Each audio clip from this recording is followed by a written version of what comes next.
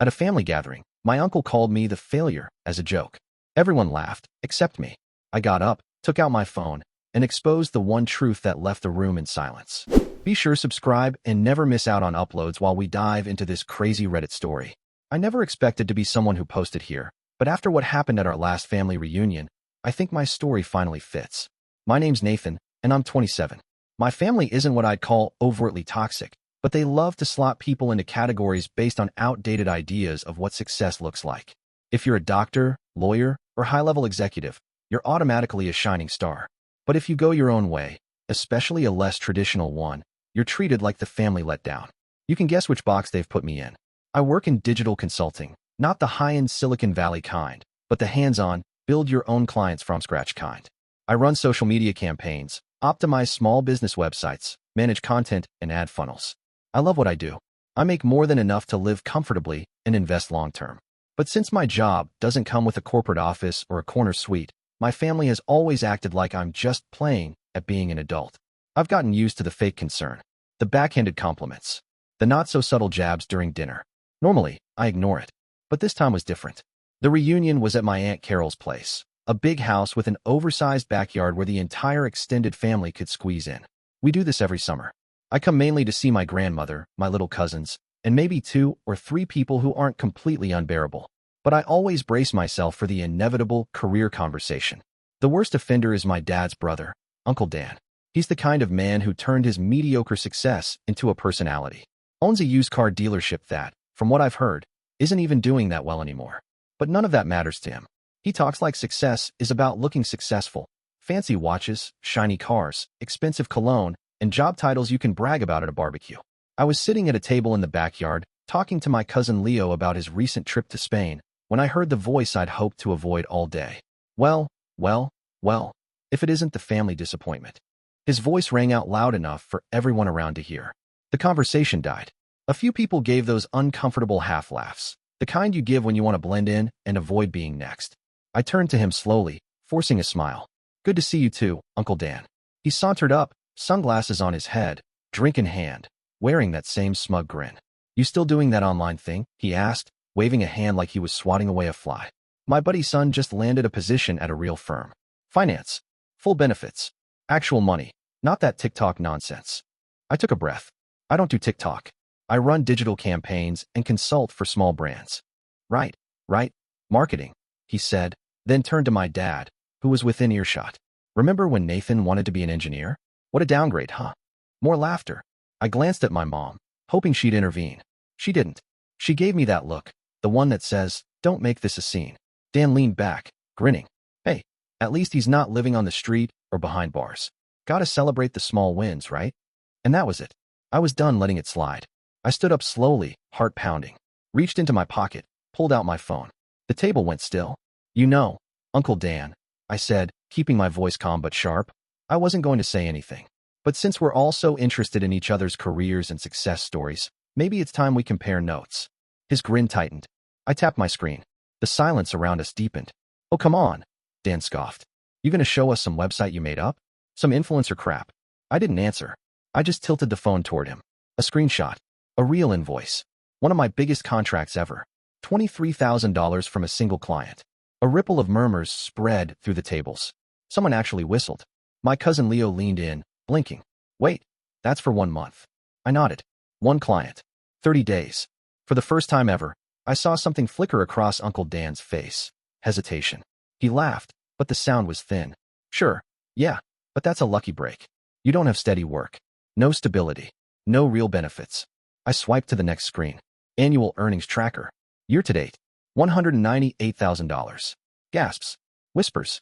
Stares. Aunt Carol's wine glass froze midair. Dan swallowed. That's just numbers. Doesn't mean. I cut him off. Let's talk about your dealership, actually. His face drained. I scrolled down again, found what I needed, and raised my phone higher. A news article headline lit up the screen. Local auto dealership under investigation for predatory lending practices. Silence fell like a curtain. Dan's face turned crimson. His mouth opened, but nothing came out.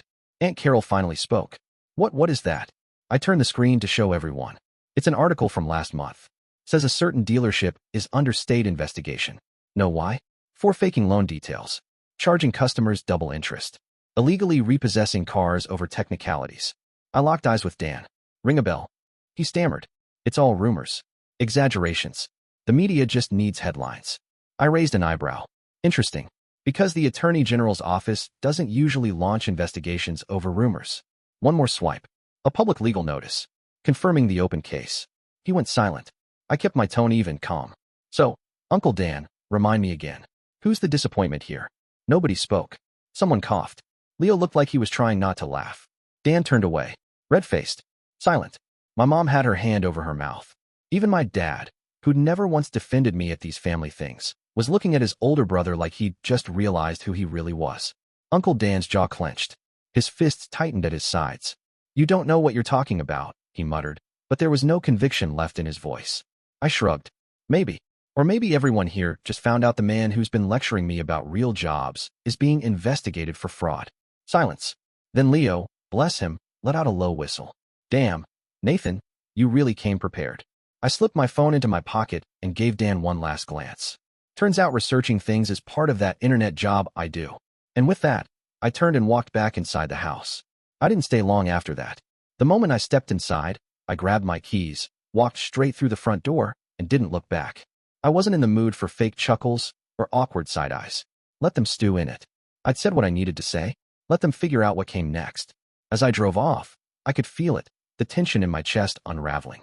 Years of swallowing my pride, letting the jab slide, pretending their approval didn't matter while quietly wishing it did. And for once, I didn't regret standing up for myself. But I wasn't expecting what came next. A week later, my phone rang. Uncle Dan. I let it ring. Another call. Then another. Then a text. Nathan, we need to talk. Call me back. It's important. I ignored it. Whatever mess he was in now. Not my concern. Then another message popped through. Please. That made me pause. Dan was many things. Condescending, arrogant, smug. But he was never the type to beg. Curious, I finally answered his next call. Nathan, he said immediately, voice low and tight. Listen, I know things got out of hand at the reunion, but I need to talk to you about something. Serious. I didn't respond. I waited. He cleared his throat. I'm in kind of a financial situation. I almost laughed. A situation. He sighed heavily, clearly trying not to lose his temper. Yeah, okay. A mess. Look, you obviously follow this stuff online. You saw the article. You know about the investigation. It's complicated, but the legal fees are draining me. And the bad publicity? It's driving customers away. If I don't get some serious cash fast, I'm finished. I leaned back in my chair. And what does that have to do with me? He was quiet for a beat. Then, reluctantly, I need a loan. I blinked. A loan? Just something to keep me afloat for a bit, he said quickly. I know you're doing well. You prove that. You've got the cash, Nathan. I just need a little help to get through this. I let that hang in the air, watching the irony take shape. Then I said, So, you need help from the disappointment? He didn't reply right away. I could hear his breathing on the other end. He knew exactly what I was doing. Nathan, he finally said, voice tight. I wouldn't be calling if it wasn't serious. And maybe, for a second, I almost felt bad for him. Almost. But then I remembered every smug comment. Every dig at my work. Every time he made me feel small just because I didn't fit into his idea of what success looked like. I leaned back further, staring at the ceiling, letting the silence stretch until it got uncomfortable. I wanted him to feel what it's like to be on the other side. To sit there, vulnerable, unsure if help is coming. Then, calmly, I exhaled. You know what's funny, Dan? For years, I've listened to you run your mouth. About me, my career, how I'd never be anything. And now, the big shot businessman is calling the family loser, asking for money. His voice immediately shifted, sharper now. I wouldn't have to call if things weren't so messed up, Nathan. You think I planned this? No, I said, cool and quiet. But I did plan. That shut him up. I went on, my voice steady. While you were busy showing off at family parties, mocking my internet job, I was building something real. I budgeted. I saved. I invested. I didn't blow my cash on suits and steak dinners. I heard him inhale sharply. Bullseye. You don't know what it takes to run a business, he snapped. Maybe not, I said. But I do know what it's like to run a business that's not being investigated by the Attorney General. He growled. I could practically hear his jaw clench through the phone. Nathan, listen, he said, trying to stay composed. I get it, okay? You had your mic drop moment at the reunion. You made your point. But this isn't just about me anymore. I've got a family to support. If I go under, a lot of people get hurt. I scoffed. Now you care about other people? He ignored that. I'm not asking for a handout. I'll pay you back, with interest. I'll put it in writing if you want. I let out a breath. And how do you plan to pay me back? With what? Your dealership's dying. You're drowning in legal fees. Where's my repayment coming from? He hesitated. It'll turn around, he said quietly. I laughed. Really? You think people are just going to forget? That customers will magically start trusting you again? I've got connections, he snapped. I know people. Once this blows over, I'll bounce back. Then ask them for money. Silence. And then, for the first time, I heard it. Panic. Not just stress or discomfort. Real desperation. Nathan, he said softly, I can't. They're pulling out. My investors are walking. My own partner's talking about leaving. I don't have many options left. I sat there, just letting it sink in. The great Uncle Dan, the so-called business genius, the man who'd spent the better part of my life looking down on me from his self-built pedestal, now reduced to a man gasping for air in a sinking ship.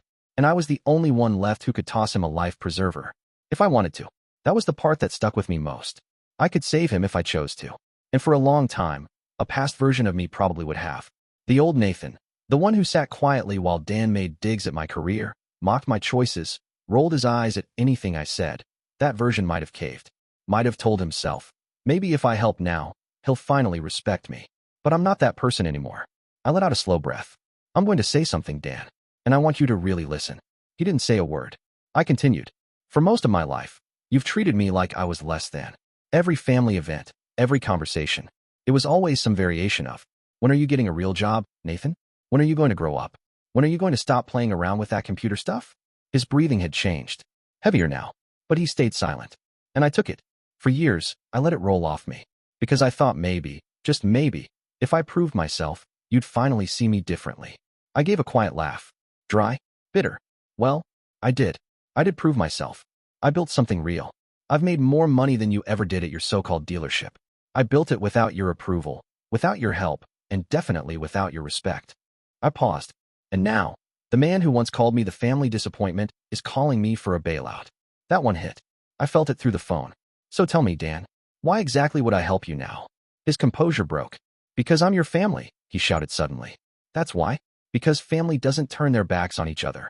I let that hang in the air before responding. Funny. You didn't seem to care about that when you were mocking me in front of everyone. When you made me feel like a joke in my own family. Silence. And then the tone shifted. The desperation turned into bitterness. Oh, I get it, he sneered. You're still the same insecure little kid. Think just because you got lucky making some online money, you're better than me now? I smirked. I don't think I'm better than you, Dan. I know I am. He lost it. You ungrateful little brat, he snapped. I've been in business longer than you've been alive. You think your laptop makes you smarter? You think your internet gig makes you successful? You're still just some nobody in an apartment acting like a big shot. I had a real company. I had employees. You had. I cut in. Past tense. The silence on the line was deafening. He was seething, but I wasn't finished. You want to talk about real success? Fine. It's not just about cash. It's about trust. About respect. And right now, you've got neither. Not from your clients. Not from your partners. Not even from your own family. He had no comeback. Just labored breathing. You torched every bridge, Dan. You spent years talking down to everyone. And now that the ground's finally given out beneath you, you're realizing you burned through every last bit of goodwill. No one's coming to help. Then, I gave him the final blow. Congratulations. You're the family disappointment now. And I hung up. And for the first time in years, I felt free. It's been a few months since that call. Dan hasn't reached out again. I've heard bits and pieces from others, though. Apparently, word spread fast. I'd refused to help him. Naturally, some relatives had opinions. My mom called, saying I should have taken the high road. My aunt tried some manipulative guilt trip speech about being better than that. A few cousins texted under the guise of concern, but I could tell they were just fishing for drama. But here's the truth. I don't feel bad. Not even a little. Dan wasn't some unlucky guy who fell on hard times. He was a grown man who built his career on arrogance, treated people like props, and thought he'd always be untouchable. When the consequences finally caught up to him, he called the one person he'd mocked the most. And he expected me to save him. From what I've heard, things are still unraveling. His dealership officially shut down. The investigation is still active. He sold the flashy car, moved out of the big house. I don't know how he's staying afloat now, but I wouldn't be surprised if he's burning through what little he has left. As for me, I'm doing better than ever. That entire mess, it showed me just how far I've come. I used to internalize all of his insults, used to carry the weight of needing to prove I was enough. But I don't anymore. I know my value. I know what I've built. And I know that sometimes, cutting off toxic family, no matter how uncomfortable it feels, is exactly what you need to grow. Sure, some people might say I was too harsh, that I should have been the bigger person, that I should have handed over the money and called it forgiveness. Maybe they're right. Or maybe the real lesson is this. Sometimes the only way to protect yourself is to stop playing the family game entirely. What do you think? Was I wrong? Or was I just finally right?